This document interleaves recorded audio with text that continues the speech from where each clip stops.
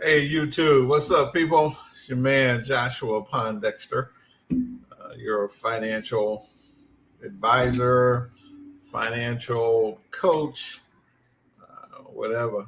We do it all. We're here to help, um, trying to get this conversation started for the people, for the community. Listen, the channel is new, it's growing. We appreciate all the subscribers. We're over 1,000 subscribers, which is a blessing. Um, Also, please continue to subscribe, to share, to comment, like the videos if you like them. Put that notification bell on so that when we go live, you'll be able to check us out. So currently at the moment, we have times that we like to go live, but we're going to see when the people are available and want us to go live. So still trying to figure this thing out. So it's a new channel. Please continue to subscribe, to like, to comment, hit that notification bell. Let us know that you enjoying the content, right? So today, we're going to be talking about developing your own investment plan. Whatever you do, you need to develop your own investment plan. So that's what I'm going to talk about. I have a guest in the studio. We're going to bring him in, and he's going to chime in with whatever's on his mind, ask questions as we go through. What's up, brother Kevin? What's up, big brother Joshua, Mr. Pondexter? Nothing much. Just waiting to hear this knowledge you about to drop. Yes, sir. Yes, sir. We're going to go ahead and give it to you, my friend. Let me add. I had a little PowerPoint here that we like to work from. Even though we can go from the dome, but this keeps us on task, so we're not just talking forever, right? So, developing your own investment strategy. So we, Joshua University, this is what this is about. You're going to get a university level of information, right? So let's see here. So a lot of people may be familiar with the rule of 72, right? So the rule of 72, and what is it? And how will it help you become wealthy, right? How will it help you become financially independent, right? That is one of the major financial rules. So what is the rule of 72, right? So what you do, you divide 72 by your annual interest rate to find the approximate time required for your money to double, right? So if you want your money to double, there you go, brother. Come on back. So if you want your money to double, apply the rule of 72. So what is the rule of 72? So you take your interest rate and you divide it into 72, and it will give you the number of years it takes for your money to double. So if you get 3% annual interest rate, 24 years for your money to double. Who got that type of time, right? So if you got $10,000, it's going to take 24 years for it to double to $20,000, right? So that's a lot of time. So you need to get better interest rate than 3% if you really want to grow your money. So let's look at some practical applications, right? So here are some interest rates to compare. As you can see, modest increase in rates have a dramatic effect on doubling time, right? So 1.5%, you take $10,000, it's going to take 48 years to double, right? Jump over to the 6% column, right? Same money, the same time, but after 48 years, you got $160,000, right? 12%. Now, now this one is started doubling, right? So 12%, the same money. So this is just one time $10,000. You didn't do anything else but put $10,000 at 12%, and 48 years later, you got $2.5 million, right?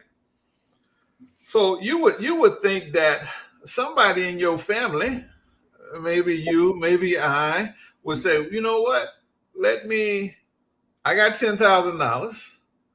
Now the next challenge is, where can I find 12% and get that consistently, right? Over the 40 or so, 50 years later, I'm a multimillionaire, right? And I have passed on generational wealth. So, Kevin, is it that easy? Yes, it is. It is that easy. But where does the problem come in, right? Well, the challenges comes with not the $10,000, because if you knew this, you would go borrow the $10,000 and maybe walk instead of buying a car, right?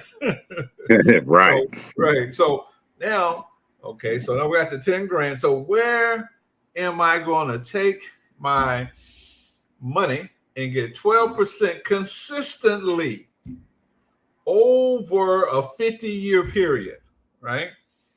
You don't have to tell the people, Kevin, but are you 50 years of age? I'm at level 49. October, I'll be level 50. Okay, cool. So you got about 50 years of living, right? So just think back. Let's go to when you were 12 or 15 years of age. That's when you became more aware of the world, right? Look at the world. Look at the world you lived in then, and look at the world you live in now. Would you not agree that the United States economy have grown more than 12%? Oh, yes, definitely. Yeah, just the changes in technology, whether it be in the medical world, the communication world, in the building world, contracting world. This economy consistently grows, right?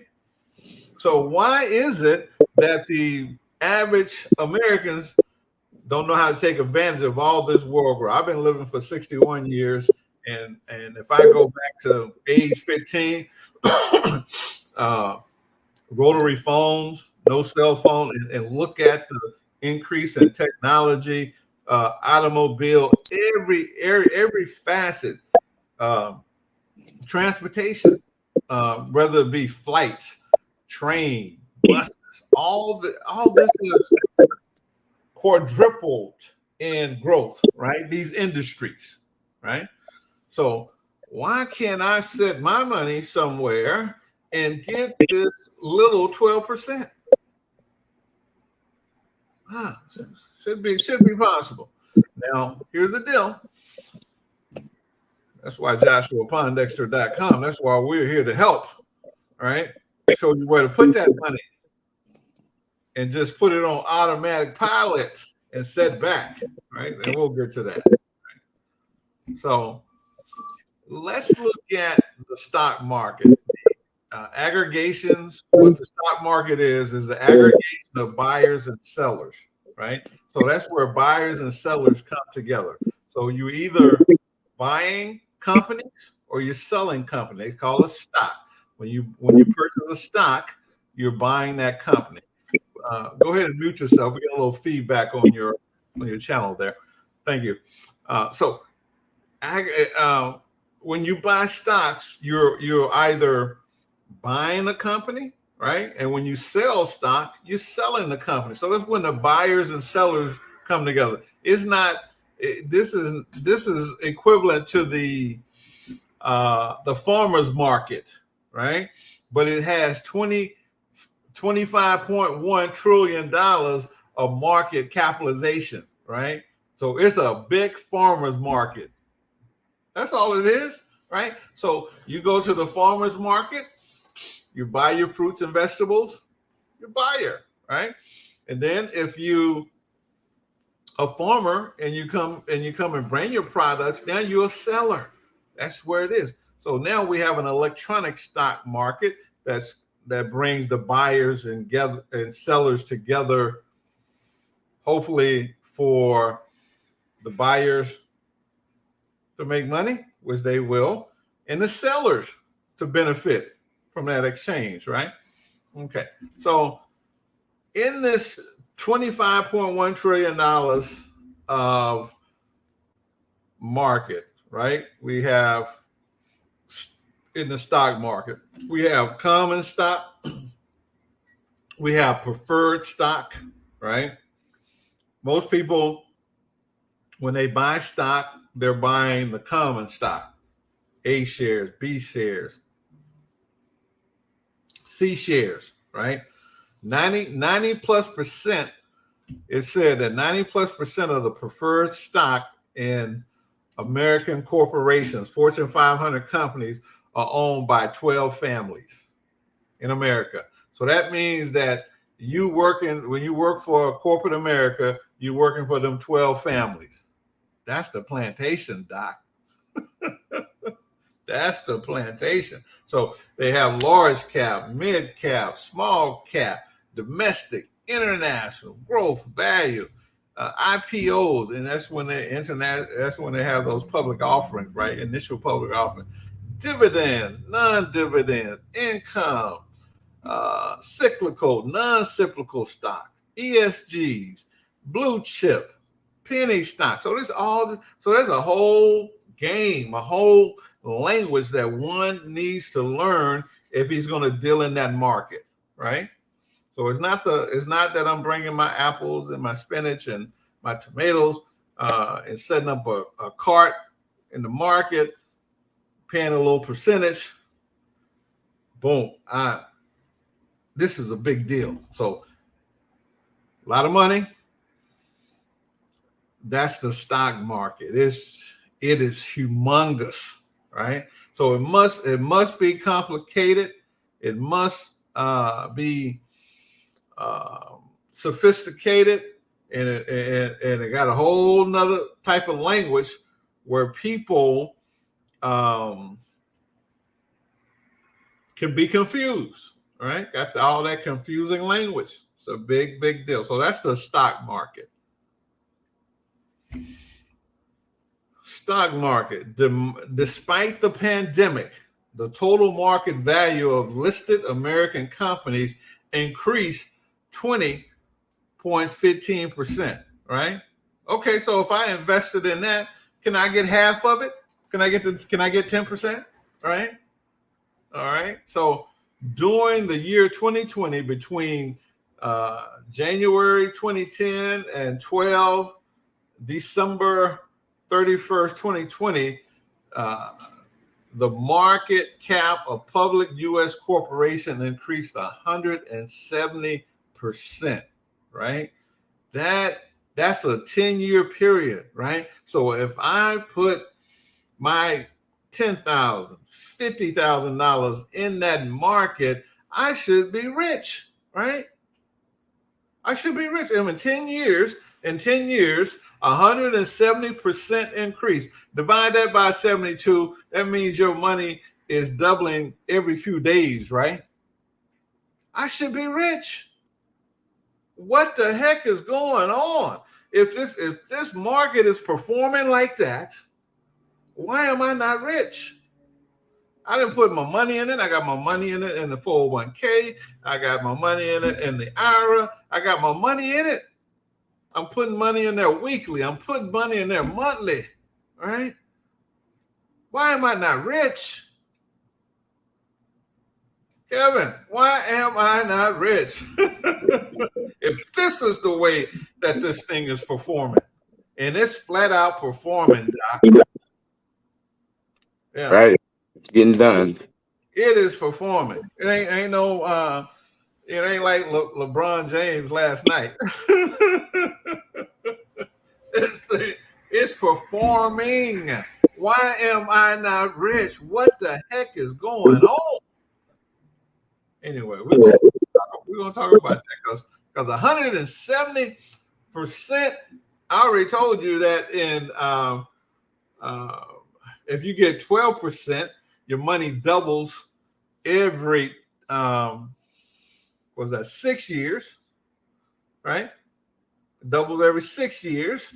Now I'm getting 170%. Let's just do that math right quick.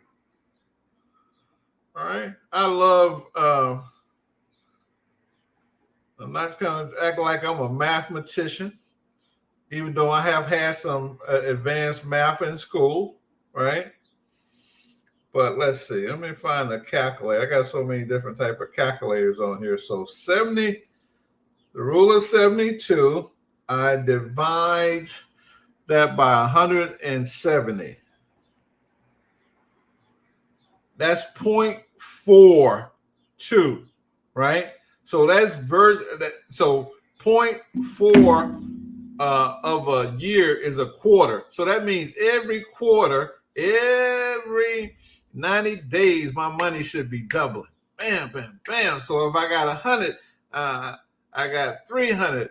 That's if I got 100, I got 200. Then I got 600. Then I got then the next quarter I got 1.2 million. That's what this market has been doing. That's how Jeff Bezos,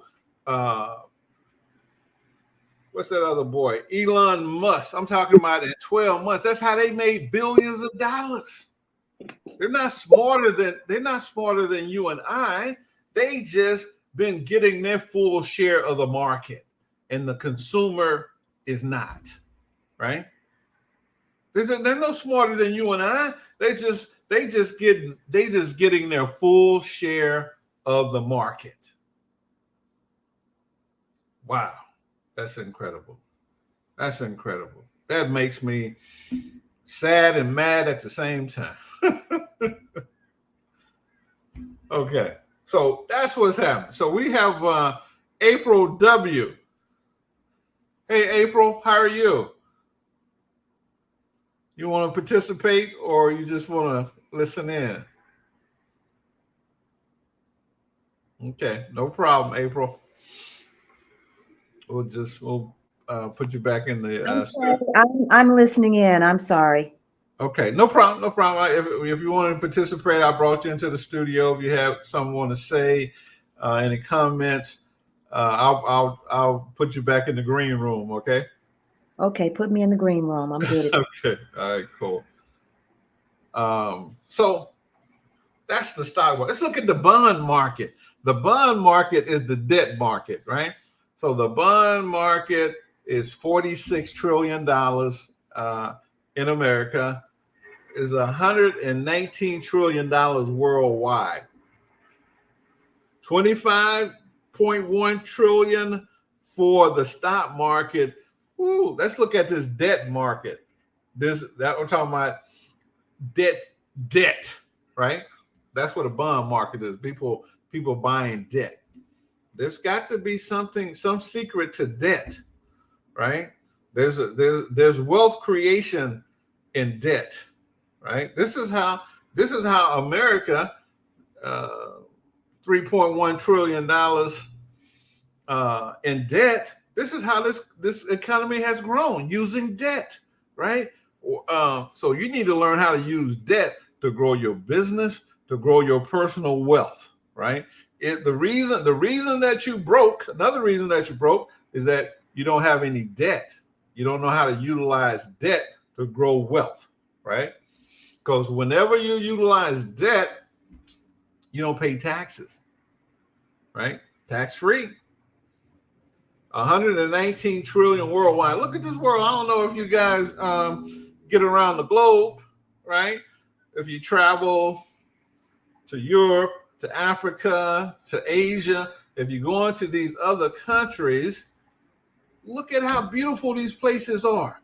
Look at how they have created modern cities. Saudi Arabia have created a city, Dubai, in the sand, right? That was nothing but sand, right? They use debt to do that, right? Debt and its type of debt, treasuries, savings, municipalities, corporate. So there's all types of debt that you can buy and invest in, right? So if you don't know how to use debt to create your personal wealth, we're here, JoshuaPondexter.com. Avail yourself of a 50-minute consultation. How do I use debt?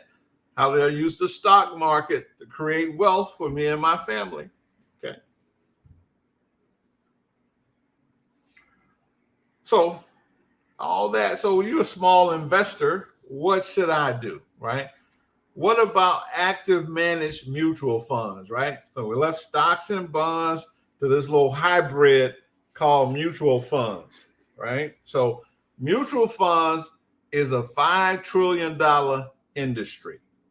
7,636 mutual funds in the US and counting, right? 95% underperformed their benchmarks. The annual rate of return the last 30 years have been 3.66%. I'm sorry if you can't see my slides. So, hey, what about active managed mutual fund? We got $5 trillion. I got a lot of money in them, right? There's a whole bunch of them, over 7,000, almost 7,700 of them bad boys. But listen, here's the caveat: 95% underperformed their benchmark. So, and in the last 30 years, actively managed mutual funds have given an annual return of 3.66%. We talked about, based on the rule of 72, your money is not doubling in that. So if you have an actively managed mutual fund, you're wasting your time, right?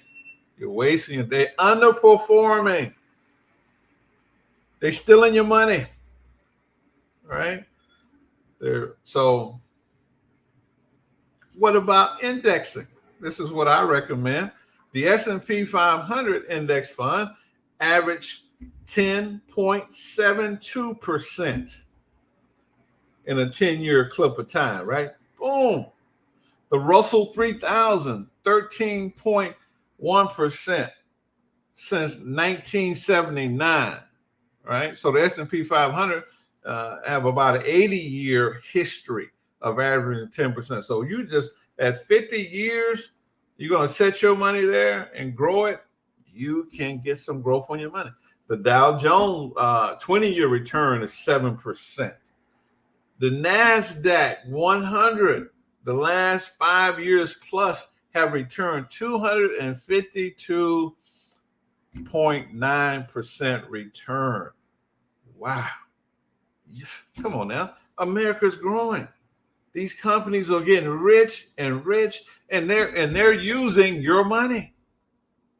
That's where they get the money from. They get it from the consumer. And how much of that money are they returning to you? 3.66% return. That's ungodly, right? These institutions, these financial institutions, the banks, the investment banks, Charles Schwab, all these companies, they're not designed to make you wealthy. They're businesses, right? They're designed to make themselves rich, right? That's what they're designed to do. So last but not least, real estate, okay? The average year-over-year return rate of return on investment is 11.1%. That's real estate, right? The average 5-year return on investment is 8.1%. Year to date, real estate net return as of October 2021 is 29%. That's when we were in that pandemic and real estate was skyrocketing, right? Low-rise apartment buildings are among the most lucrative, with a 9% rate of return, right? So that's the rate of return for real estate is really not the key. The key to real estate is the fact that when you have a portfolio of investment properties, you can get all of that return, and then you can take your depreciation and you can save taxes in other areas of your business, of your income, right? So that 9%, the 8% return, oh, that's wonderful. Because, well, Joshua, I can invest in Google and get 20% return. Well, that's your gross. But when you look at your taxes that you're going to pay, there's no comparison when it comes to real estate. I have got an 9% return, and then I was able to take what's called shadow depreciation on my properties. I was able to take cost segregation and separate the building, the fixtures, the land, and reduce my taxes. Now I am paying no taxes and earning money. That's the beautiful thing about real estate, right? So it is. It's not the the fact that I can go to Google and get 20% return. Because all you're doing is creating more taxes for yourself, right? So the key to getting wealthy is with taxes. So that's typically the investment plan that most people are looking for, right? They're looking for, should I invest my money at the bank and life insurance companies? Should I invest it with investment bankers? Those are businesses. Those businesses have shareholders that they're trying to make profitable, not you. They care nothing about your profitability. They care nothing about your investment plan, about you trying to put together $1 million, $2 million so that you can retire in dignity in America. You're going to have to plan, young man, you're 50 years old here soon. You have to plan for at least the next 30 years, right, of living. And you need money for that. So what I'm going to do, so I have decided that I'm going to spend 30, 40 years working for somebody else on the job. God bless you. No, not you. But I'm just saying, if somebody decide that, God bless you. And it is the easiest route, right? Because most people working a job have, steady income. Entrepreneurs like you and I, woo, you know what I'm saying? It's a ride, right? So God bless you. You decided to, but still, when you decide to invest your time, your energy, and your talent into a location, whether it be a job or business, choose very wisely. Let it be your own investment plan. Don't let it be your mama and your daddy, talking about, oh, I want you to be a lawyer, doctor, engineer, chief, right? No, if you want to be a carpenter, be a carpenter. You want to be a plumber, be a plumber. If you want to be a trash man in New York City, making $150,000 a year, go for it, right? That's you just decided to spend your time. That's how you're going to earn some money, right? But that's just part of your investment. It's a big part of your investment, how you're going to spend your life, how you're going to spend your time. But when you decide, where am I going to put my money so that my money can be safe, so that it can grow, and especially in the American economy, we have proved without a shadow of a doubt that the American economy make millionaires, right? Yeah. And so, but you got to know, if you go to these investment houses, you got to know how to deal with them, right? Because they making money hand over fist, right? So if you're a small investor, I recommend indexing. We showed you that the indexes are doing anywhere from 8 to 12% return. And this is over a 30-year period. You can get wealthy, right? Based upon the rule of 72. If you divide 10 into 72, every 12 years, your money going to double, right? So, you got a 12-year plan. I'm putting in $500 a month. That's $6,000 a year. $6,000 a year times 10 years is 60 grand. It should double, and I should have 120, right? The next 10 years, I'm still putting that same 6 grand in, but I'm starting with the 200,000 lump, right? 10 years from now, I should have 600,000, right? And then when I get to retire, I should have 1.6, $2.4 million, right? Because I'm not letting somebody take all the profit, right? Give me 3% return. That means that they taking 8 to 10% off the top, right? The actively managed mutual fund. Here's another thing about actively managed mutual fund guys that manage those mutual funds. They don't have 1 penny of their money in those funds. Not 1 penny. Where they have their money at? Well, they got their money in their mattress. No, they buy bonds, they buy safe stuff because they don't need to take risks. They're making millions of dollars a year from you buying the stuff, right? So if I made $1 million, $2 million a year, I don't need to risk my money, do I? I just need to get 6% return safely, right? No, I don't need to put my money at risk. So I argue with anybody. JoshuaPondexter.com.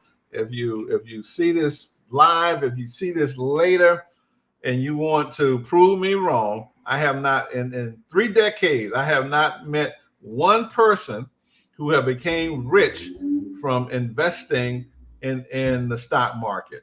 The only people that I know became rich are the salesmen, right? And you're talking to a reformed salesman because I used to sell the stuff. You know what I'm saying? So none of the consumers I haven't met. There might be a unicorn out there too. But if you know somebody, let me know, right? The people who get rich or the people that sells it, right?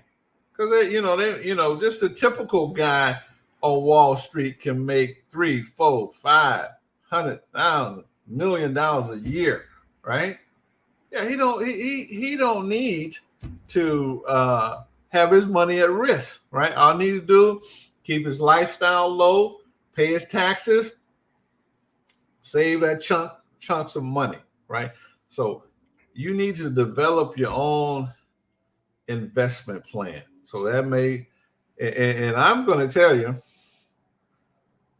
the 3 areas that have worked forever. Number 1, owning your own business. When you own your own business, you can control your taxation. Number 2, real estate, right? Real estate, people always going to need a place to stay. And so you said, well, I don't want to be a landlord and having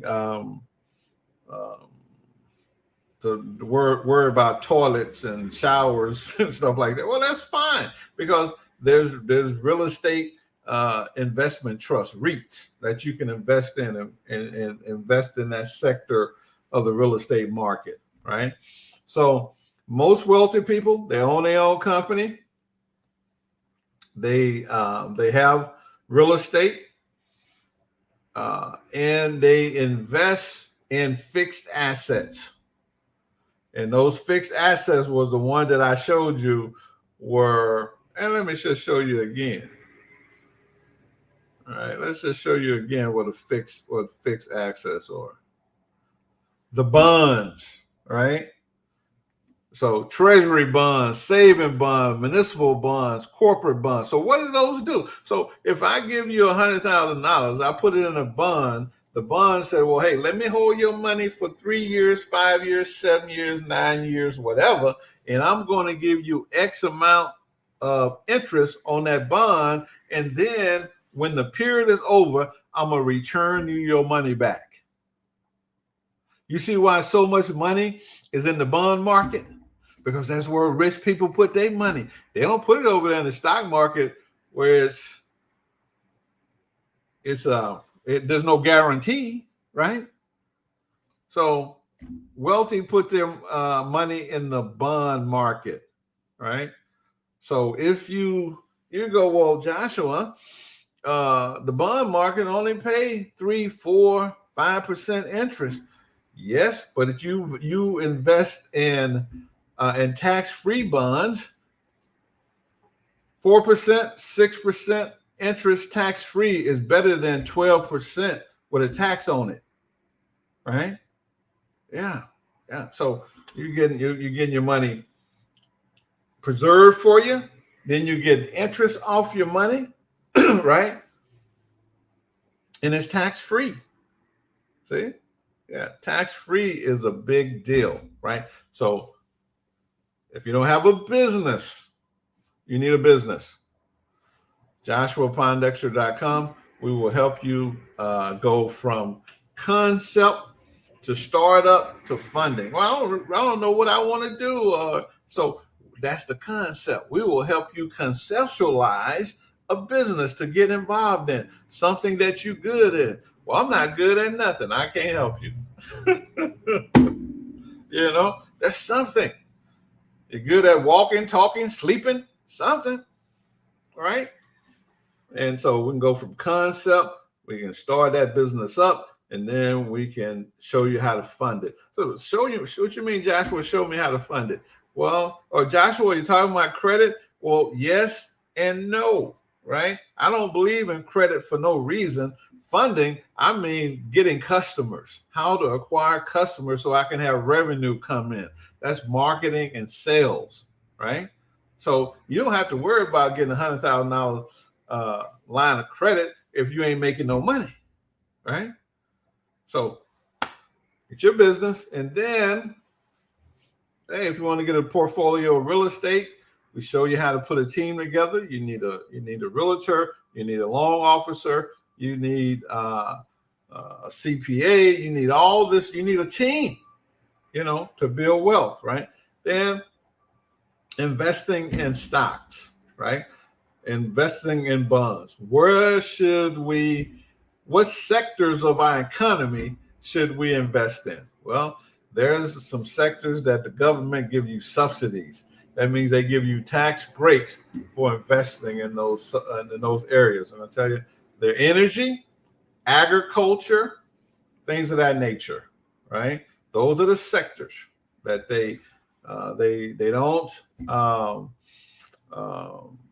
don't subsidize you to invest in ExxonMobil, right? No, not that sector, but there's some gas and energy and agricultural sectors that they will subsidize you to invest in. So if you hired an investment advisor, whatever fees that person charge, and you invest in those sectors, they can become a write-off to your business, right? So everything you do through a business. How to live like a company, right? So when you do charitable giving, when you do investing, anything you do it through your company, right? And then the revenue come back to your company tax-free.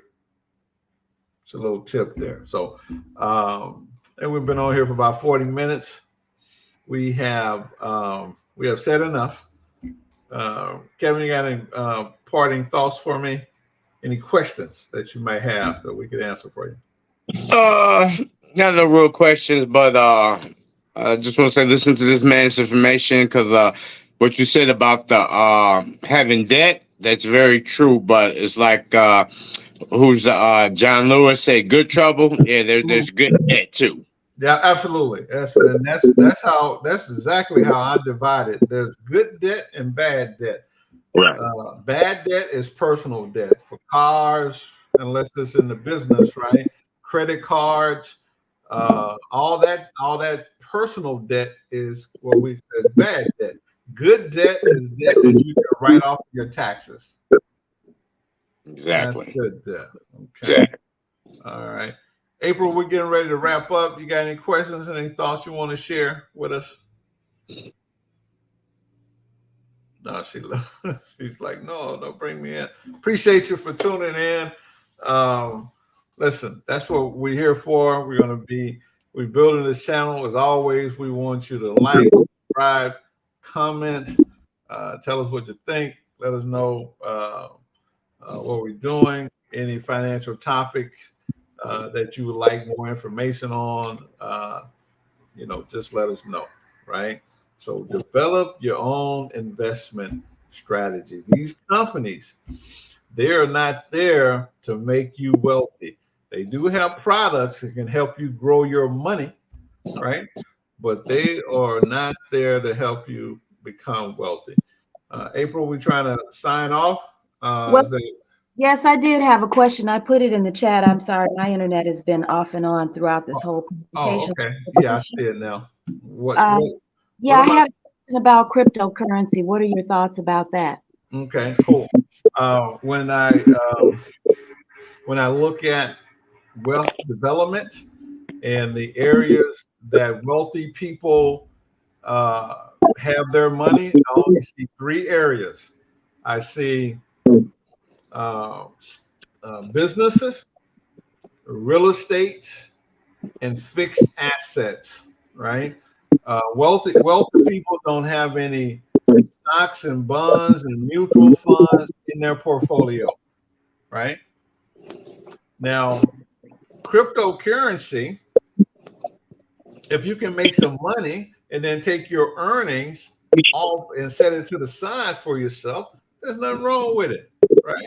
Just like in the stock market, but most people get greedy. So you put your money in the stock market and it start growing.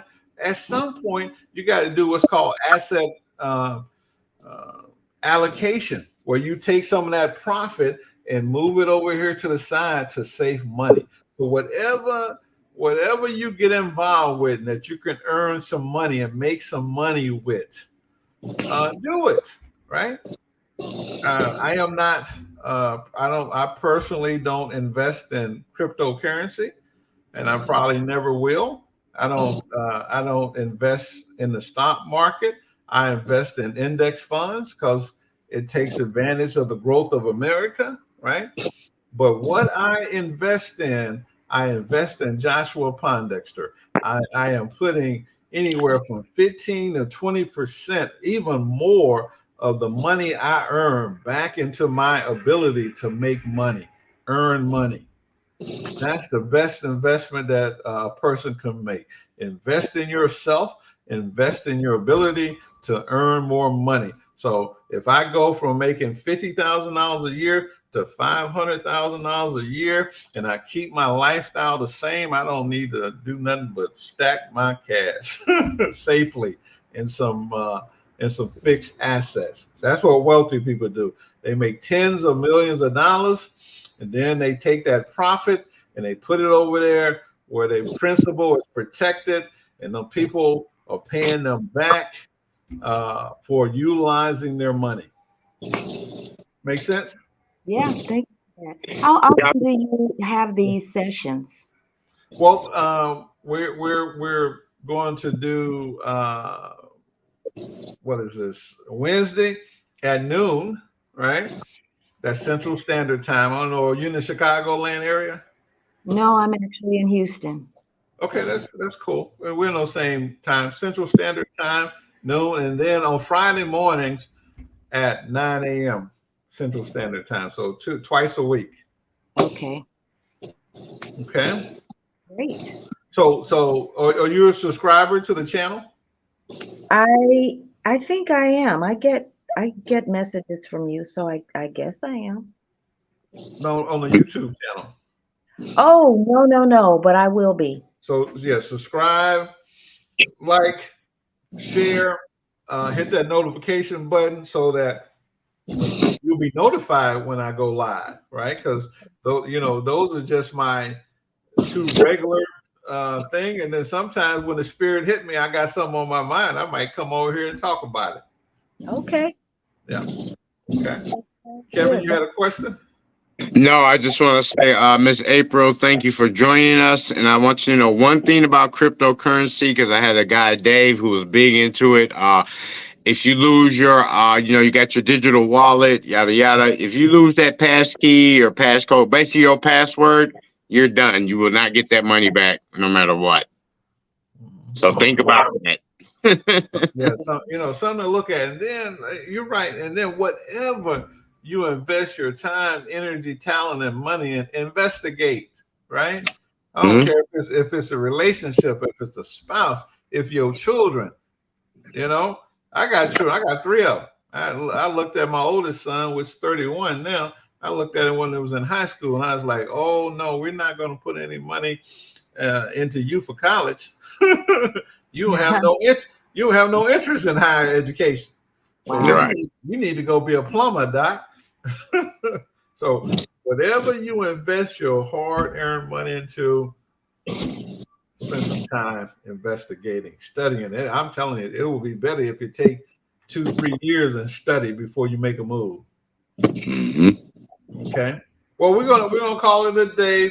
Hey, once again, we appreciate you guys. Tell your friends, tell your enemies. They can come here and learn something. Joshua Pondexter on YouTube. We do offer consultations on all subject: retirement, investments, business, credit, both personal and business. You can go to my website, joshuapondexter.com. Look down in the description on this video, and you'll see all the ways that you can keep in contact with me. I appreciate you guys. We're going to go ahead and end this broadcast now. Enjoy the rest of your guys' day. Have a good, healthy lunch. And I want to encourage you to drink your water. Thank you so much. Okay. Okay. All right. Bye. Bye-bye.